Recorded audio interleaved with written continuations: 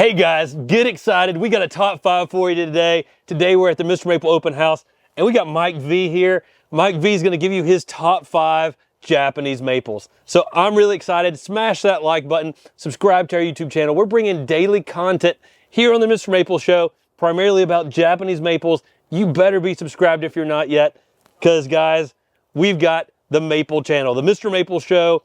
I mean, it's just maples each and every day. And we got Mike Vee here. Mike, where are you from? Chattanooga, Tennessee. Chattanooga, Tennessee. That's such a cool place. How far away of a drive is that? 4 or 5 hours, depending on how you go. So about 4 or 5 hours. If you're in a 4.5 hour drive of the MrMaple Open House, you should be here, right? Absolutely. I mean, it's such a fun thing. You were at the dinner last night. We often have our dinners before the open houses where people can come out and meet and greet and talk with me and Matt, or talk with a lot of other people who grow Japanese maples. It's just a great community, good time. Even if you don't go home or anything, you're going to have a good time. The Maple Mafia, right? Yeah. The Maple Mafia, you got to get involved. The first way you can get involved, go to the MrMaple Facebook page, go find that, MrMaple Friends on Facebook, and join that. When you join that, we got tons of people sharing photos. We got tons of people getting involved there, sharing videos of their gardens. It's a great community, so get involved. And we got the live chat right now happening each and every day as we premiere these videos. It's a great way to get involved and learn about people. So what got you interested in Japanese maples? I've been gardening my whole life. My parents had an ornamental nursery growing up. Grew up in Florida and definitely not Japanese maple territory. Always liked how they looked. Didn't really think it was something that would work where I lived, and stumbled upon y'all and opened up my eyes and showed me it could be done, and I'll kind of unfold it from there. That's awesome. So how many Japanese maples do you have now? After today, 60-ish. 60 Japanese maples, that's pretty cool. I mean, whenever it comes to Japanese maples, you can't just have just one. No. You get one and you're like, man, I love that tree in my garden. And then next thing you know, you're adding another, and another, and you're like, you know what would go well with that Japanese maple? Another Japanese maple. And then you get good spring color, but then you got to get good fall color, and then you got to try to find something that works for summer. And then you start getting to some of the variegated trees, and then to the dwarfs, because you get your place all filled up, and then you need to find something to fit in all the little small spaces in the garden. So it can be addicting. The acer addiction is real. Yeah, out of all the addictions you could have, it's probably one of the better ones. So we're gonna go down for your number 5. What do you have as your number 5 Japanese maple? Seru. Seru, that's a classic. What do you like about that? It's versatile, it's tough. If you're trying to get a little bit of height and shade, it grows quick. It's pretty malleable if you want to influence the shape.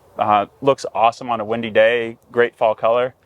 I love Seru. The name means blue-green dragons. If you put it in the shade, you get a little more blue-green color to it. It's a hardy tree that can handle full sun.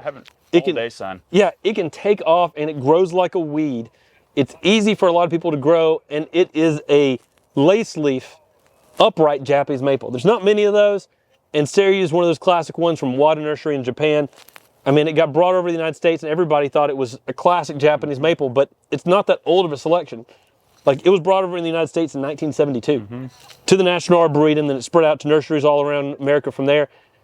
It is amazing. Yeah. And it's so special and different. Well, like you said, it has that classic look, but it's different, and it kind of sets the mood for the rest of your garden. It gets quite large with time. It's a large tree, but it has that soft feel because there's lace leaf foliage. Yeah, it doesn't dominate the space. And it can handle high heat. It's one of the most heat-tolerant maples we do. It's actually, if you get really tree geeky about it, instead of being Palmatum matsumuri like a lot of lace leaves are, it's Palmatum, subspecies Palmatum, with a lace leaf. And it's got the small seeds, and that's one of the reasons it's so heat tolerant.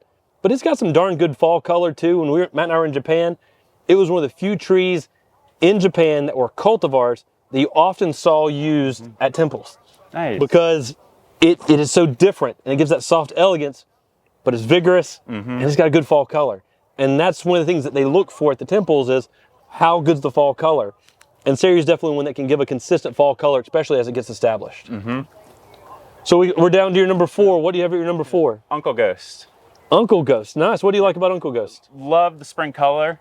I have it grown in quite a bit of shade, so I really like the growth habit. It's a little bit more sparse and it kind of almost layers and looks like it's kind of floating a little bit and really leans into kind of the spooky side of the ghost.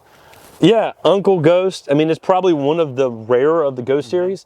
I mean, you see First Ghost and Purple Ghost and Amber Ghost and Sister Ghost and Grandma Ghost all around. The Talon Buck Colts has introduced so many great of the Ghost series. But I would say Uncle Ghost, Baby Ghost, and Martha Ghost are the ghosts that really aren't propagated enough. And Uncle Ghost is that mid-sized ghost with a nice spreading out habit.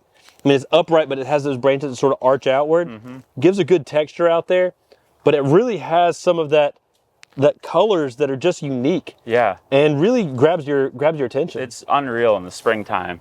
It really is. I mean, you get some of that red-pink kind of color in there with some really nice ghost reticulation in there. I mean, for a Ghost series maple on the leaf shape, if you just judge it on the color of the leaf, it's one of the best of the Ghost series. And I really like Uncle Ghost quite a bit. So we're down to your number 3. What do you have as your number 3? Toss up between OG Macawa and Mayday, probably leaning towards Mayday.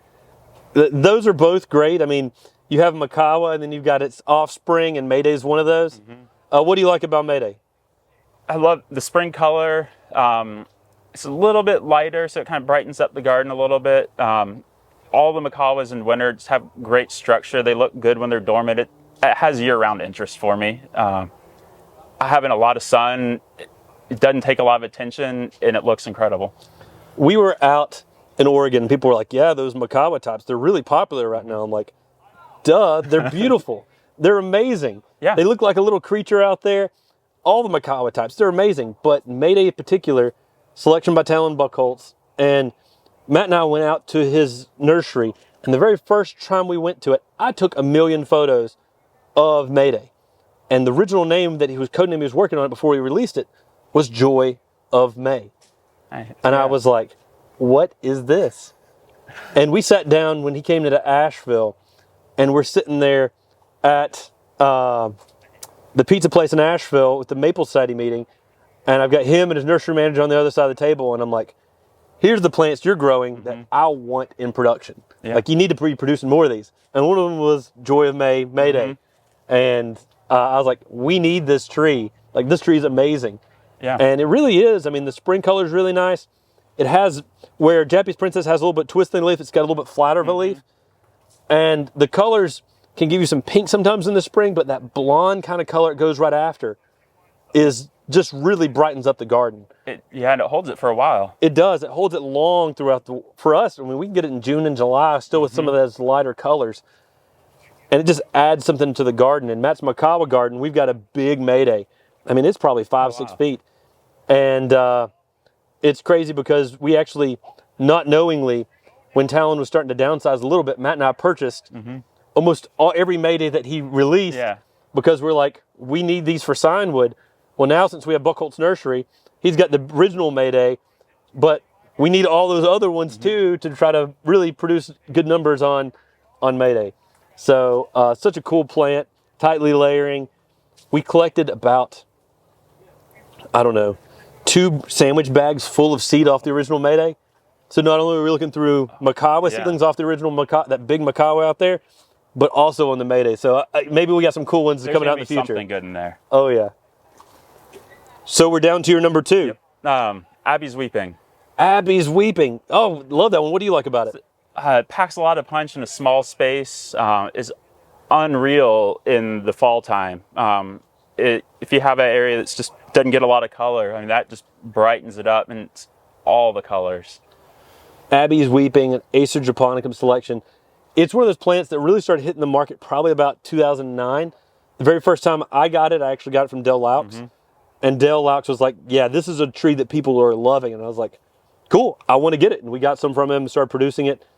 I mean, it's got that lace leaf japonicum foliage, but it has a little more vigorous habit than something like Fairy Lights, and also a little more cascading. Yeah, if you have it near some hardscape or rocks where you can kind of drape and like creep over that, it looks incredible. Well, the japonicums are always very popular. And they're some of my favorite trees because they have fall color that lasts so long throughout the season. One thing we've learned is that a lot of the Japonicums, they start earlier than many of the other Japanese maples because they start when the day starts shrinking. And as you start going towards fall, if you notice, the sun rises earlier, or sun rises later, and the sun sets earlier. And when that shrinks, it indicates to the Japonicums it's time to go to fall color. So you get a consistent fall color, even if the weather isn't consistent. Yeah. And Abies Weeping does that with that nice weeping shape. So, I mean, it's an amazing, amazing plant. Yeah, I love it. So we're down to number one. Yep. What do we got? Autumn Moon. Autumn Moon, great plant. What do you like about it? Controversial opinion, but I like it more than Moonrise. I like it a little bit more subtle. I kind of like the grading in the color. It's just incredible in the spring, and the chartreuse it holds through the summer. Doesn't take up as much space if you have a little bit, smaller garden. Autumn Moon, if you side it right with some protection from the hot afternoon sun, it can be a really beautiful tree. Yeah. Little known, people don't realize, because J.D. Veritrees wrote in the book that I only introduced 2 or 3 plants. He really introduced like 9 or 10 different plants of Japanese maples. And Autumn Moon was one of those introductions by J.D. Veritrees, who wrote the book. And it is such a beautiful tree. It's got that larger rounded foliage. And the spring color can just give you some really nice hues of like purple, pink, red, Yeah. and then fading to lime green. And you keep the colors across each and every flush. The fall color on Autumn Moon, though, is underrated. I mean, yellows and oranges infused all across the plant. And you get some reds on there. I mean, it is an underrated tree for fall color. Well, I think it's the subtle beauty of it, too. I think that's really appealing. It's one that you want to just kind of sit there and look at. As you move closer into the interior of the tree, like it fades from the spring colors into the chartreuse. And the more you look at it, the more you see. I just think it's incredible. In the South, Golden Full Moon and Autumn Moon started getting real popular after Michael Durr wrote about how beautiful they were in his book, Woody Landscapes, or Woody Ornamentals, it's basically a textbook that's almost used in almost every horticulture class for woody ornamentals.